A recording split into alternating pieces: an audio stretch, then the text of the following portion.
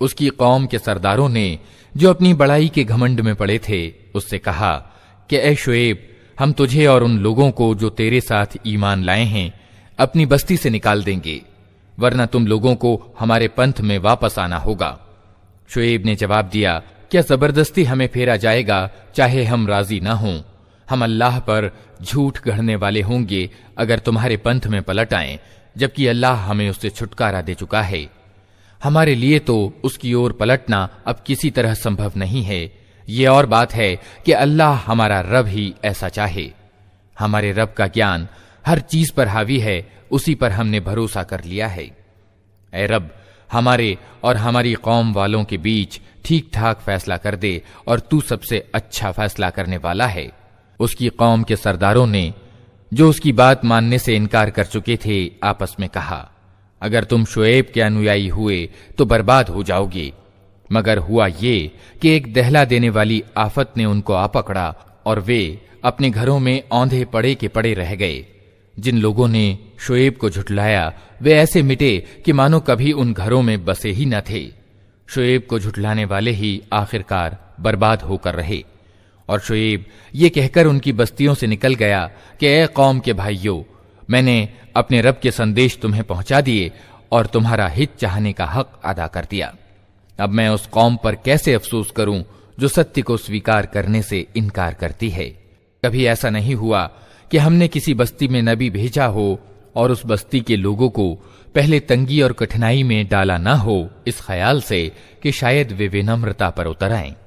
फिर हमने उनकी बदहाली को खुशहाली से बदल दिया, यहां तक कि वे खूब फले फूले और कहने लगे कि हमारे पूर्वजों पर भी अच्छे और बुरे दिन आते ही रहे हैं। आखिरकार हमने उन्हें अचानक पकड़ लिया और उन्हें खबर तक न हुई। अगर बस्तियों के लोग ईमान लाते और तकवा की नीति अपनाते तो हम उन पर आसमान और जमीन से बरकतों के द्वार खोल देते, मगर उन्होंने तो झुठलाया। अतः हमने उस बुरी कमाई के हिसाब में उन्हें पकड़ लिया जो वे समेट रहे थे।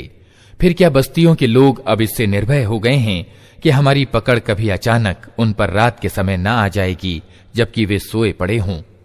या वे निश्चिंत हो गए हैं कि हमारा मजबूत हाथ कभी अचानक उन पर दिन के समय न पड़ेगा जबकि वे खेल रहे हों? क्या ये लोग अल्लाह की चाल से निर्भय हैं? हालांकि अल्लाह की चाल से वही कौम निर्भय होती है जो तबाह होने वाली हो।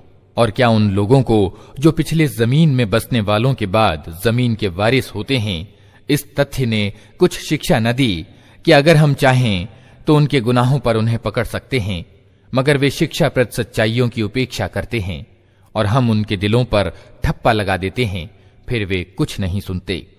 ये कौमें जिनकी कहानियां हम तुम्हें सुना रहे हैं तुम्हारे सामने मिसाल के तौर पर मौजूद हैं। उनके रसूल उनके पास खुली खुली निशानियां लेकर आए, मगर जिस चीज को वे एक बार झुठला चुके थे फिर उसे वे मानने वाले न थे। देखो, इस तरह हम सत्य के इनकार करने वालों के दिलों पर ठप्पा लगा देते हैं। हमने उनमें से ज्यादातर में प्रतिज्ञा का कोई निर्वाह न पाया, बल्कि ज्यादातर को उल्लंघनकारी ही पाया। फिर उन कौमों के बाद जिनका उल्लेख ऊपर किया गया, हमने मूसा को अपनी निशानियों के साथ फिरौन और उसकी कौम के सरदारों के पास भेजा, मगर उन्होंने भी हमारी निशानियों के साथ जुल्म किया। तो देखो उन फसादियों का क्या अंजाम हुआ। मूसा ने कहा, ए फिरौन, मैं सारे जहान के मालिक की ओर से भेजा हुआ आया हूं।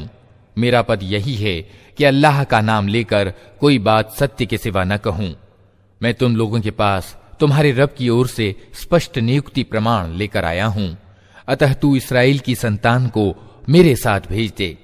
फिरौन ने कहा, अगर तू कोई निशानी लाया है और अपने दावे में सच्चा है तो उसे पेश कर। मूसा ने अपनी लाठी फेंकी और अचानक वो एक जीता जागता अजगर था। उसने अपनी जेब से हाथ निकाला और सब देखने वालों के सामने वो चमक रहा था। इस पर फिरौन की कौम के सरदारों ने आपस में कहा कि यकीनन ये आदमी बड़ा माहिर जादूगर है, तुम्हें तुम्हारी जमीन से बेदखल करना चाहता है। अब कहो क्या कहते हो। फिर उन सब ने फिरौन को मशविरा दिया कि उसे और उसके भाई को इंतजार में रखिए और सारे नगरों में हर कार्य भेज दीजिए कि हर माहिर जादूगर को आपके पास ले आएं। अतएव जादूगर फिरौन के पास आ गए। उन्होंने कहा, अगर हम विजयी हुए तो हमें इसका प्रतिदान तो जरूर मिलेगा। फिरौन ने जवाब दिया, हाँ, और तुम राज दरबार के पार्श्ववर्ती यानी करीबी होगे। फिर उन्होंने मूसा से कहा, तुम फेंकते हो या हम फेंकें? मूसा ने जवाब दिया, तुम ही फेंको। उन्होंने जो अपने अक्षर फेंके तो निगाहों पर जादू और दिलों को भयभीत कर दिया और बड़ा ही जबरदस्त जादू बना लाए। हमने मूसा को इशारा किया कि फेंक अपनी लाठी। उसका फेंकना था कि देखते ही देखते वो इनके इस झूठे तिलस्म को निगलता चला गया। इस तरह जो सत्य था वो सिद्ध हुआ और जो कुछ उन्होंने बना रखा था वो मिथ्या होकर रह गया। फिरौन और उसके सभी साथी मुकाबले के मैदान में हार गए और विजयी होने के बदले उल्टे अपमानित हो गए। और जादूगरों का हाल ये हुआ कि मानो किसी चीज ने भीतर से उन्हें सजदे में गिरा दिया। कहने लगे, हमने मान लिया सारे जहान के रब को, उस रब को जिसे मूसा और हारून मानते हैं। फिरौन ने कहा, तुम उस पर ईमान ले आए इससे पहले कि मैं तुम्हें अनुमति दूं। यकीनन ही ये कोई खुफिया साजिश थी जो तुम लोगों ने इस राजधानी में की ताकि इसके मालिकों को सत्ता से हटा दो। अच्छा, तो इसका नतीजा अब तुम्हें मालूम हुआ जाता है। मैं तुम्हारे हाथ पांव उल्टी दिशाओं से कटवा दूंगा और इसके बाद तुम सबको सूली पर चढ़ाऊंगा। उन्होंने जवाब दिया, हर हाल में हमें पलटना अपने रब ही की ओर है। तू जिस बात का हमसे बदला लेना चाहता है वो इसके सिवा कुछ नहीं कि हमारे रब की निशानियां जब हमारे सामने आ गईं तो हमने उन्हें मान लिया। ऐ रब, हम पर सब्र उंडेल दे और हमें दुनिया से उठा तो इस हाल में कि हम तेरे आज्ञाकारी हों। फिरौन ने उसकी कौम के सरदारों से कहा, क्या तू मूसा और उसकी कौम को यूं ही छोड़ देगा कि देश में बिगाड़ फैलाएं और वे तेरी और तेरे पूज्य प्रभुओं की बंदगी छोड़ बैठें? फिरौन ने जवाब दिया, मैं उनके बेटों को कत्ल कराऊंगा और उनकी औरतों को जीता रहने दूंगा। हमारी सत्ता की पकड़ उन पर मजबूत है। मूसा ने अपनी कौम से कहा, अल्लाह से मदद मांगो और सब्र करो। जमीन अल्लाह की है, अपने बंदों में से जिसको चाहता है उसका वारिस बना देता है और आखिरी कामयाबी उन्हीं के लिए है जो उससे डरते हुए काम करें। उसकी कौम के लोगों ने कहा, तेरे आने से पहले भी हम सताए जाते थे और अब तेरे आने पर भी सताए जा रहे हैं। उसने जवाब दिया, करीब है वो समय कि तुम्हारा रब तुम्हारे दुश्मन को तबाह कर दे और तुमको जमीन में अधिकारी यानी खलीफा बनाए। फिर देखे कि तुम कैसे कर्म करते हो। हमने फिरौन के लोगों को कई साल तक अकाल और उपज की कमी की हालत में रखा कि शायद उनको होश आए, मगर उनकी हालत ये थी कि जब अच्छा समय आता तो कहते कि हम इसी के अधिकारी हैं और जब बुरा समय आता तो मूसा और उसके साथियों को अपने लिए अपशकुन ठहराते। हालांकि वास्तव में उनका अपशकुन तो अल्लाह के पास था, मगर उनमें से ज्यादातर ज्ञानहीन थे। उन्होंने मूसा से कहा कि तू हम पर जादू चलाने के लिए चाहे कोई निशानी ले आए, हम तो तेरी बात मानने वाले नहीं हैं। आखिरकार हमने उन पर तूफान भेजा, टिड्डी दल छोड़े, सुरसुरियां फैलाईं, मेंढक निकाले और खून की बारिश की। ये सब निशानियां अलग अलग करके दिखाईं, मगर वे सरकशी ही दिखाए चले गए और वे बड़े ही अपराधी लोग थे। जब कभी उन पर विपत्ति आती तो कहते, ए मूसा, तुझे अपने रब की ओर से जो पद प्राप्त है उसके आधार पर हमारे लिए दुआ कर। अगर इस बार तू हम पर से ये विपत्ति टलवा दे तो हम तेरी बात मान लेंगे और इस्राएल की संतान को तेरे साथ भेज देंगे। मगर जब हम उन पर से अपना अजाब एक नियत समय तक के लिए, जिस तक हर हाल में वे पहुंचने वाले थे, हटा लेते तो वे एकदम अपनी प्रतिज्ञा से फिर जाते। तब हमने उनसे बदला लिया और उन्हें समुद्र में डुबा दिया, क्योंकि उन्होंने हमारी निशानियों को झुठलाया था और उनसे बेपरवाह हो गए थे।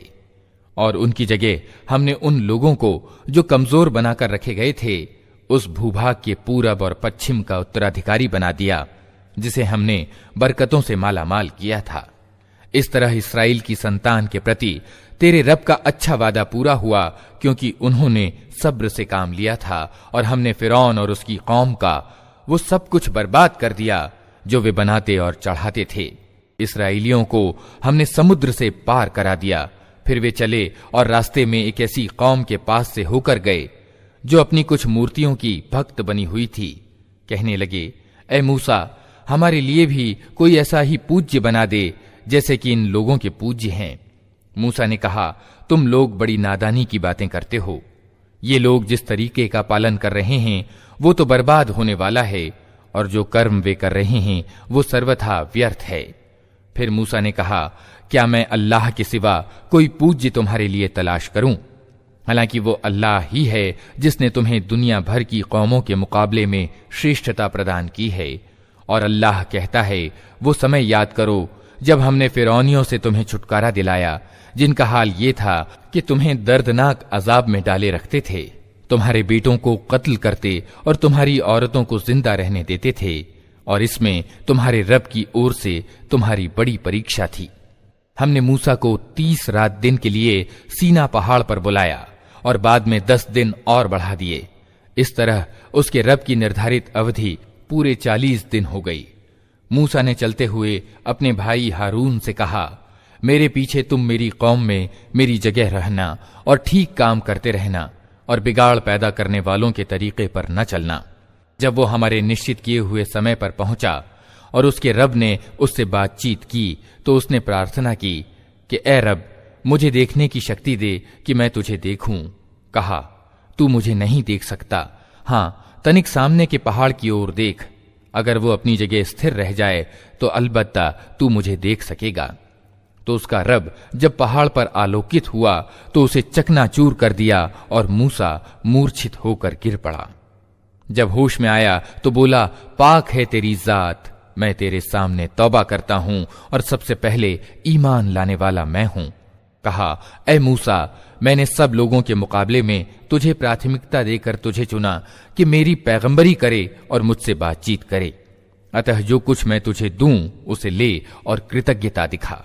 इसके बाद हमने मूसा को जीवन के प्रत्येक क्षेत्र के बारे में नसीहत और हर पहलू से संबंधित आदेश स्पष्ट आदेश पट्टिकाओं पर लिख कर दे दिया और उससे कहा, इन आदेशों को मजबूत हाथों से संभाल और अपनी कौम को हुक्म दे कि उनके उत्तम आशय का अनुपालन करें। जल्द ही मैं तुम्हें अवज्ञाकारियों के घर दिखाऊंगा। मैं अपनी निशानियों से उन लोगों की निगाहें फेर दूंगा जो नाहक जमीन में बड़े बनते हैं। वे चाहे कोई निशानी देख लें, कभी उस पर ईमान नहीं लाएंगे। अगर सीधा मार्ग उनके सामने आए तो उसे अपनाएंगे नहीं, और अगर टेढ़ा मार्ग दिखाई दे तो उस पर चल पड़ेंगे, इसलिए कि उन्होंने हमारी निशानियों को झुठलाया और उनसे बेपरवाही करते रहे। हमारी निशानियों को जिस किसी ने झुठलाया और आखिरत की पेशी का इनकार किया, उसका सारा किया धरा अकारथ गया। क्या लोग इसके सिवा कुछ और बदला पा सकते हैं कि जैसा करें वैसा भरें? मूसा के पीछे उसकी कौम के लोगों ने अपने जेवरों से एक बछड़े का पुतला बनाया जिसमें से बैल की सी आवाज निकलती थी। क्या उन्हें दिखाई न देता था कि वो न उनसे बोलता है, न किसी मामले में उनका मार्गदर्शन करता है? मगर फिर भी उन्होंने उसे पूज्य बना लिया और वे बड़े जालिम थे।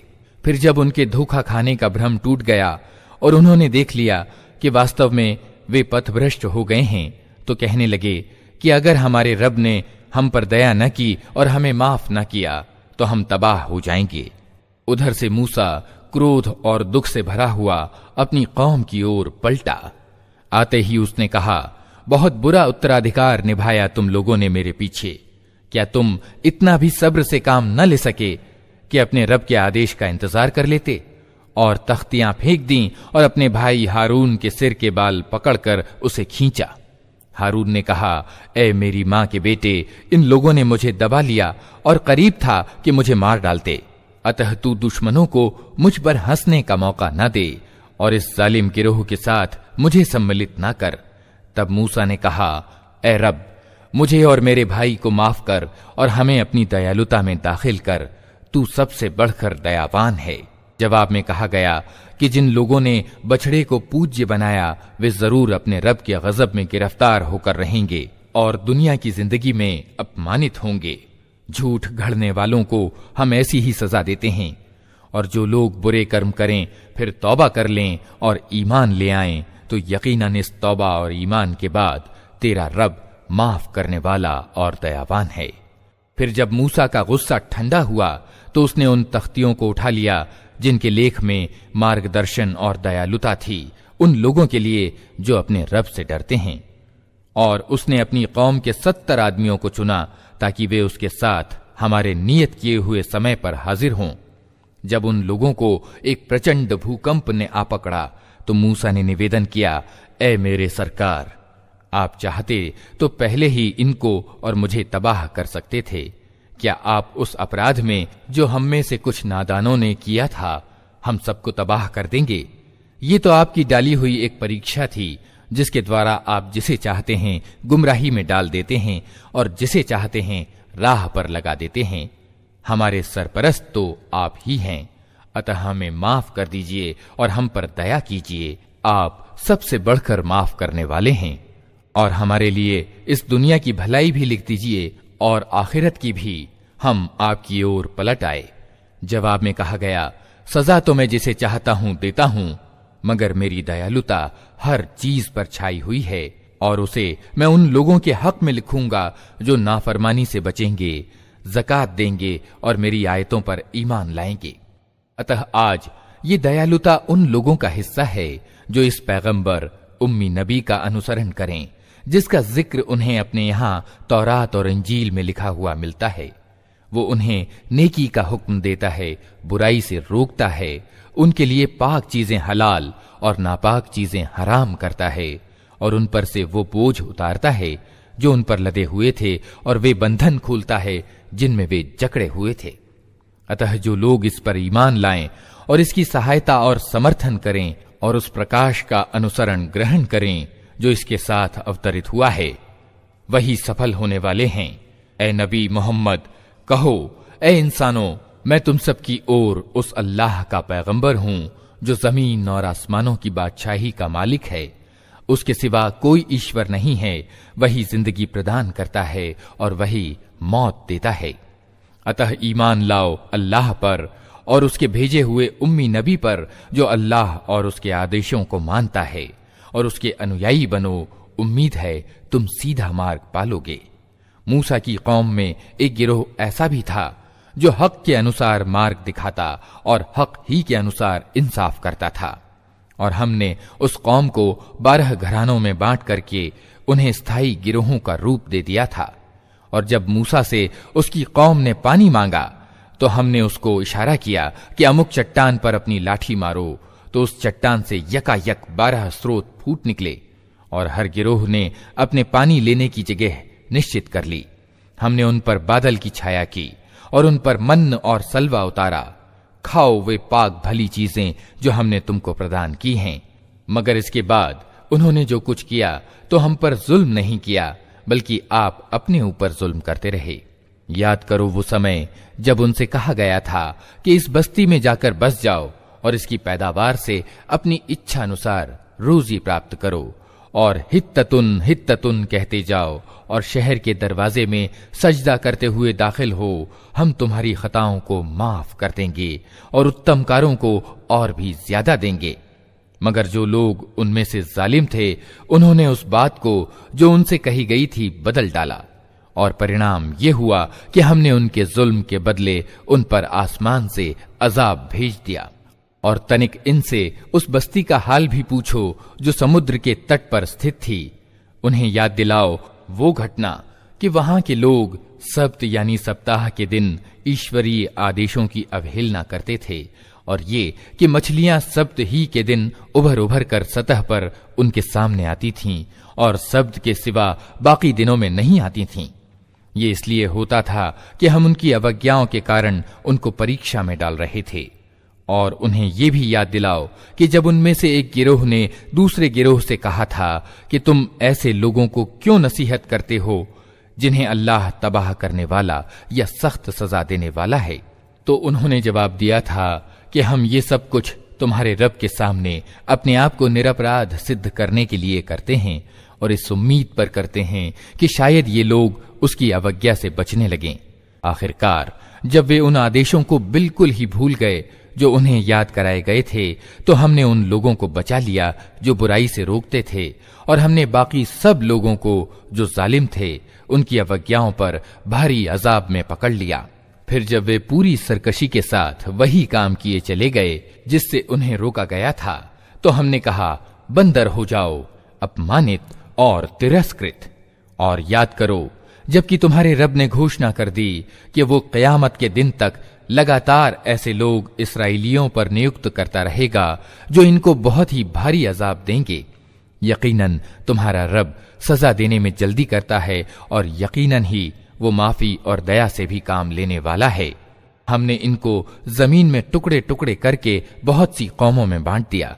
कुछ लोग इनमें नेक थे और कुछ इसके विपरीत, और हम इनको अच्छी और बुरी परिस्थितियों से परीक्षा में डालते रहे कि शायद ये पलट आएं। फिर अगली नस्लों के बाद ऐसे अयोग्य लोगों ने इनका स्थान लिया जो ईश्वरीय ग्रंथ के उत्तराधिकारी होकर इसी अधम संसार के लाभ समेटते हैं और कह देते हैं कि उम्मीद है हमें माफ कर दिया जाएगा। और अगर वही दुनिया की तुच्छ चीजें सामने आती हैं तो फिर लपक कर उसे ले लेते हैं।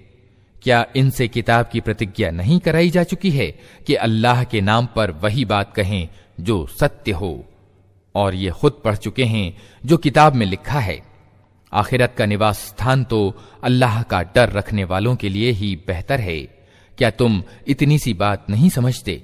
जो लोग किताब की पाबंदी करते हैं और जिन्होंने नमाज कायम कर रखी है, यकीनन ऐसे नेक चलन लोगों का किया धरा हम अकारथ नहीं करेंगे। इन्हें वो समय भी कुछ याद है जबकि हमने पहाड़ को हिलाकर इन पर इस तरह छा दिया था कि मानो वो छतरी है, और ये समझ रहे थे कि वो इन पर आ पड़ेगा। और उस समय हमने इनसे कहा था कि जो किताब हम तुम्हें दे रहे हैं उसे मजबूती के साथ थामो, और जो कुछ उसमें लिखा है उसे याद रखो। उम्मीद है कि तुम गलत चाल से बचे रहोगे। और ए नबी, लोगों को याद दिलाओ वो समय जबकि तुम्हारे रब ने आदम के बेटों की पीठों से उनकी नस्ल को निकाला था और उन्हें खुद उनके ऊपर गवाह बनाते हुए पूछा था, क्या मैं तुम्हारा रब नहीं हूं? उन्होंने कहा, जरूर आप ही हमारे रब हैं, हम इस पर गवाही देते हैं। ये हमने इसलिए किया कि कहीं तुम कयामत के दिन ये ना कह दो कि हम तो इस बात से बेखबर थे, या ये न कहने लगो कि शिर्क यानी बहुदेववाद का आरंभ तो हमारे बाप दादा ने हमसे पहले किया था और हम उसके पश्चात उनकी नस्ल से पैदा हुए। फिर क्या आप हमें उस अपराध में पकड़ते हैं जो गलतकार लोगों ने किया था? देखो, इस तरह हम निशानियां स्पष्ट रूप से पेश करते हैं और इसलिए करते हैं कि ये लोग पलट आएं।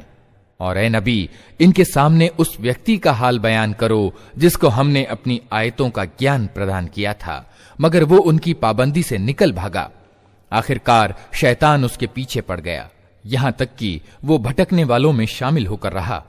अगर हम चाहते तो उसे उन आयतों के द्वारा उच्चता प्रदान करते, मगर वो तो जमीन ही की ओर झुक कर रह गया और अपनी वासना ही के पीछे पड़ा रहा।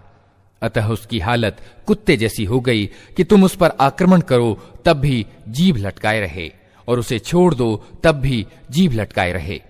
यही मिसाल है उन लोगों की जो हमारी आयतों को झुठलाते हैं। तुम ये किस्से इनको सुनाते रहो, शायद कि ये कुछ सोच विचार करें। बड़ी ही बुरी मिसाल है ऐसे लोगों की जिन्होंने हमारी आयतों को झुठलाया और वे अपने आप पर ही जुल्म करते रहे हैं। जिसे अल्लाह मार्ग दिखाए बस वही सीधा मार्ग पा सकता है, और जिसको अल्लाह अपने मार्गदर्शन से वंचित कर दे वही नाकाम व नामुराद होकर रहता है। और ये सत्य है कि बहुत से जिन्न और इंसान ऐसे हैं जिनको हमने जहन्नम ही के लिए पैदा किया है। उनके पास दिल हैं मगर वे उनसे सोचते नहीं, उनके पास आंखें हैं मगर वे उनसे देखते नहीं, उनके पास कान हैं मगर वे उनसे सुनते नहीं। वे जानवरों के समान हैं बल्कि उनसे भी ज्यादा गए गुजरे। ये वे लोग हैं जो गफलत में खोए हुए हैं। अल्लाह अच्छे नामों का अधिकारी है, उसको अच्छे ही नामों से पुकारो और उन लोगों को छोड़ दो जो उसके नाम रखने में सच्चाई से हट जाते हैं। जो कुछ वे करते हैं उसका बदला वे पाकर रहेंगे। हमारे पैदा किए हुए लोगों में से एक गिरोह ऐसा भी है जो ठीक ठीक हक के अनुसार मार्ग दिखाता और हक के अनुसार इंसाफ करता है। रहे वे लोग जिन्होंने हमारी आयतों को झुठला दिया है तो उन्हें हम क्रमशः ऐसे तरीके से तबाही की तरफ ले जाएंगे कि उन्हें खबर तक न होगी। मैं उनको ढील दे रहा हूं, मेरी चाल का कोई तोड़ नहीं है। और क्या इन लोगों ने कभी सोचा नहीं, इनके साथी पर पागलपन का कोई प्रभाव नहीं है। वो तो एक सावधान करने वाला है जो बुरा परिणाम सामने आने से पहले साफ साफ चेतावनी दे रहा है। क्या इन लोगों ने आसमान और जमीन की व्यवस्था एवं प्रबंध पर कभी विचार नहीं किया और किसी चीज को भी जो अल्लाह ने पैदा की है आंखें खोलकर नहीं देखा?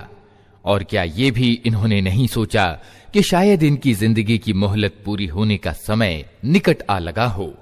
फिर आखिर पैगंबर की इस चेतावनी के बाद और कौन सी बात ऐसी हो सकती है जिस पर ये ईमान लाएं? जिसको अल्लाह मार्गदर्शन से वंचित कर दे उसके लिए फिर कोई मार्गदर्शक नहीं है और अल्लाह उन्हें उनकी सरकशी में ही भटकता हुआ छोड़ देता है।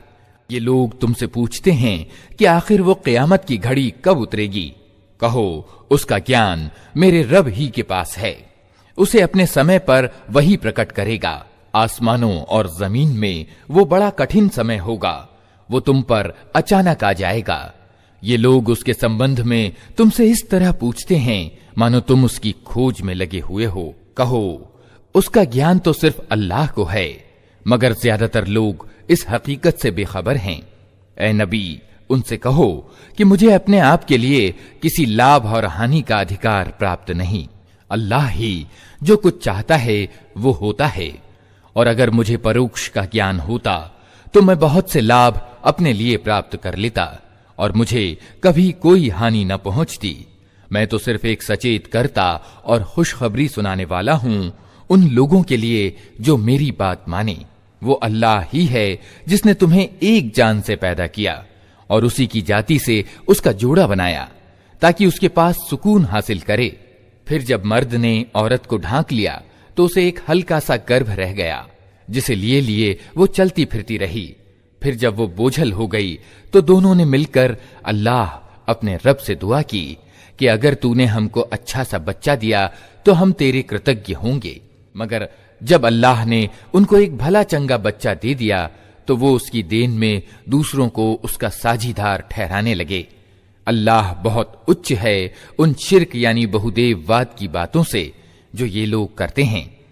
कैसे नादान हैं ये लोग कि उनको अल्लाह का साझी ठहराते हैं जो किसी चीज को पैदा नहीं करते बल्कि खुद पैदा किए जाते हैं, जो न इनकी मदद कर सकते हैं और न खुद अपनी ही मदद की सामर्थ्य उन्हें प्राप्त है।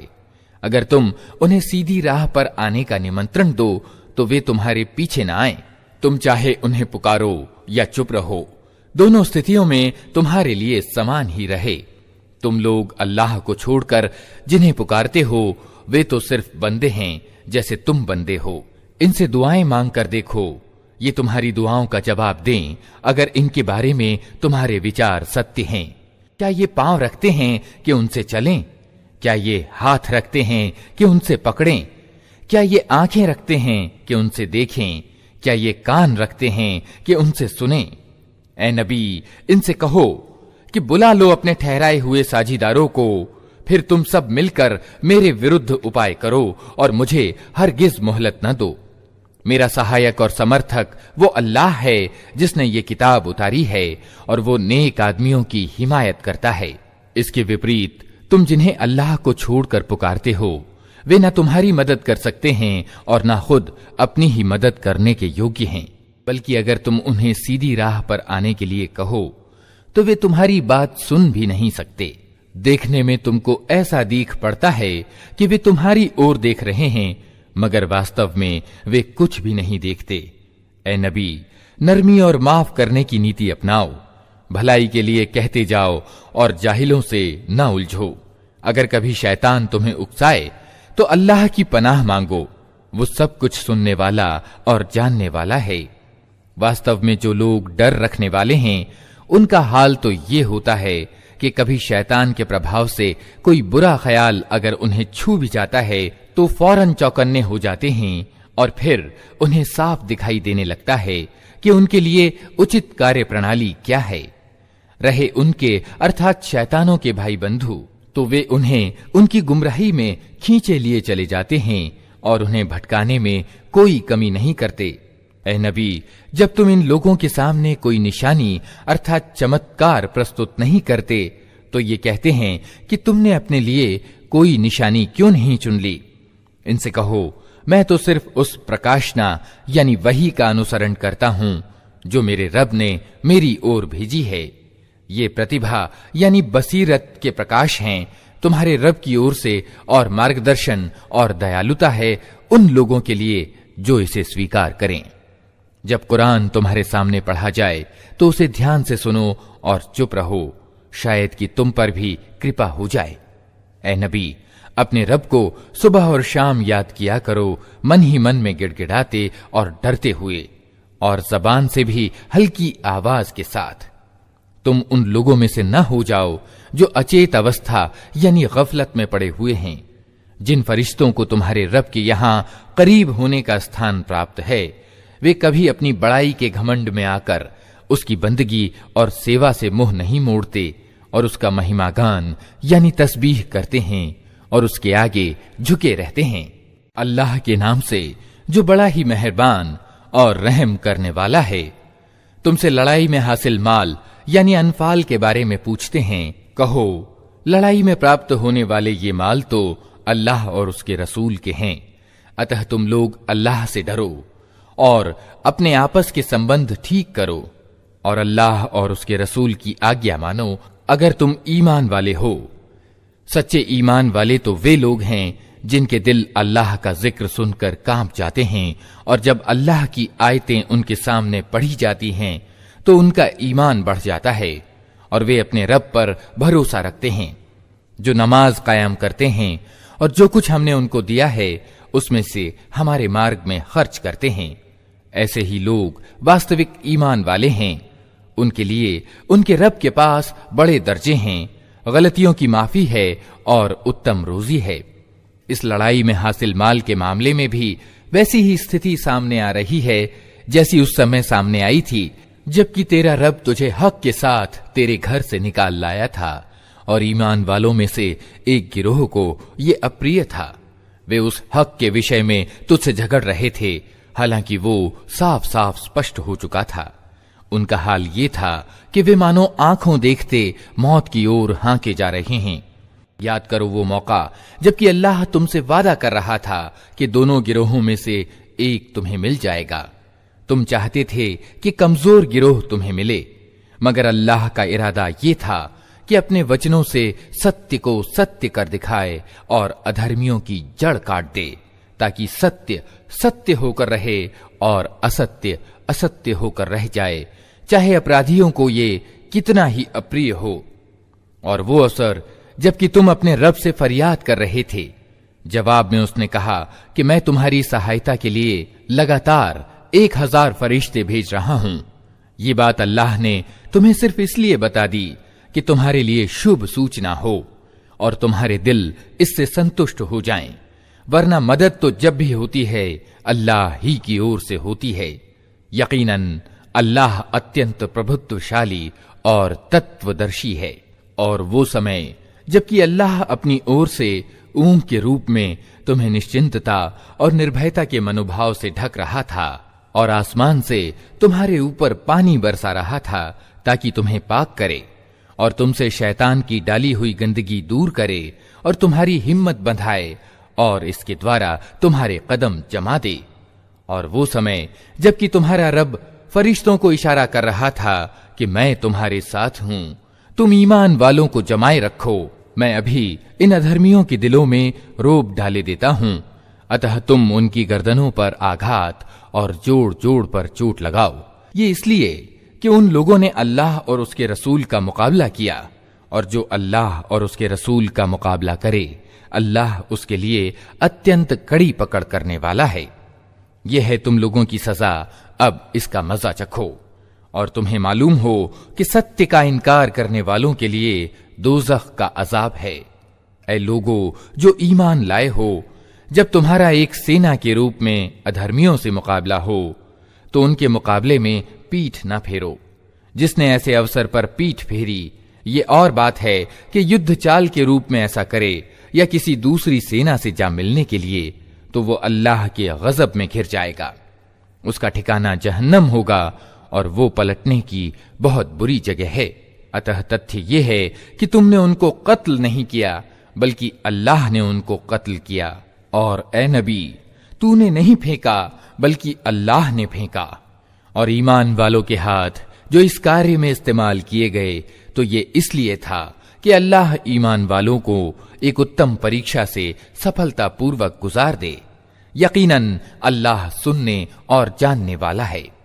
ये मामला तो तुम्हारे साथ है और अधर्मियों के साथ मामला ये है कि अल्लाह उनकी चालों को कमजोर करने वाला है।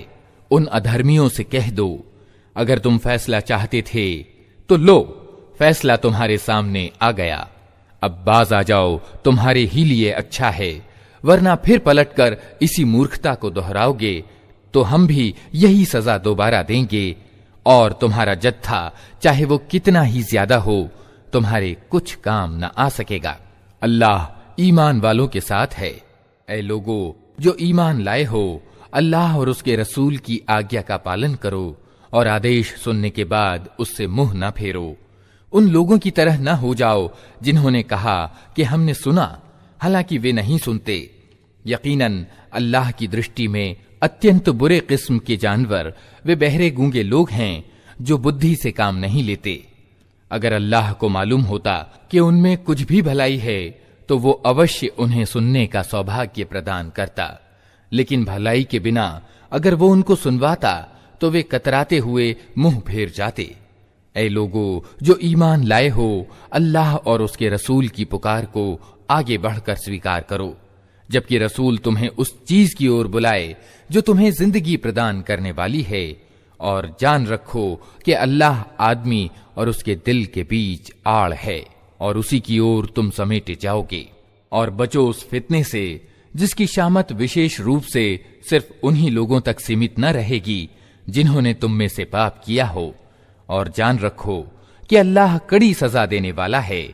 याद करो वो समय जबकि तुम थोड़े थे, धरती में तुमको कमजोर समझा जाता था, तुम डरते रहते थे कि कहीं लोग तुम्हें मिटा न दें। फिर अल्लाह ने तुम्हें पनाह लेने का स्थान जुटाया, अपनी मदद से तुम्हारे हाथ मजबूत किए और तुम्हें अच्छी रोजी पहुंचाई, शायद कि तुम कृतज्ञ बनो। ऐ लोगो जो ईमान लाए हो, जानते बूझते अल्लाह और उसके रसूल के साथ विश्वासघात न करो और अपनी अमानतों में गद्दारी के दोषी न बनो, और जान रखो कि तुम्हारे माल और तुम्हारी औलाद वास्तव में परीक्षा सामग्री हैं और अल्लाह के पास बदला देने के लिए बहुत कुछ है। ऐ लोगो जो ईमान लाए हो, अगर तुम अल्लाह से डरने की नीति अपनाओगे तो अल्लाह तुम्हारे लिए कसौटी जुटा देगा और तुम्हारी बुराइयों को तुमसे दूर करेगा और तुम्हारी गलतियां माफ करेगा। अल्लाह बड़ा अनुग्राहक है। वो समय भी याद करने के योग्य है जबकि सत्य का इनकार करने वाले तेरे विरुद्ध उपाय सोच रहे थे कि तुझे बंदी बना लें या कत्ल कर डालें या देश निकाला दे दें। वे अपनी चालें चल रहे थे और अल्लाह अपनी चाल चल रहा था, और अल्लाह सबसे अच्छी चाल चलने वाला है। जब उनको हमारी आयतें सुनाई जाती थीं तो कहते थे कि हाँ, सुन लिया हमने, हम चाहें तो ऐसी ही बातें हम भी बना सकते हैं। ये तो वही पुरानी कहानियां हैं जो पहले से लोग कहते चले आ रहे हैं। और वो बात भी याद है जो उन्होंने कही थी कि ए अल्लाह, अगर ये वास्तव में सत्य है तेरी ओर से तो हम पर आसमान से पत्थर बरसा दे या कोई दर्दनाक अजाब हम पर ले आ। उस समय तो अल्लाह उन पर अजाब उतारने वाला न था जबकि तू उनके बीच मौजूद था, और न अल्लाह का ये नियम है कि लोग क्षमा याचना कर रहे हों और वो उनको अजाब दे दे। लेकिन अब क्यों न वो उन पर अजाब उतारे जबकि वे प्रतिष्ठित मस्जिद यानी काबा का रास्ता रोक रहे हैं, हालांकि वे उस मस्जिद के उचित व्यवस्थापक नहीं हैं।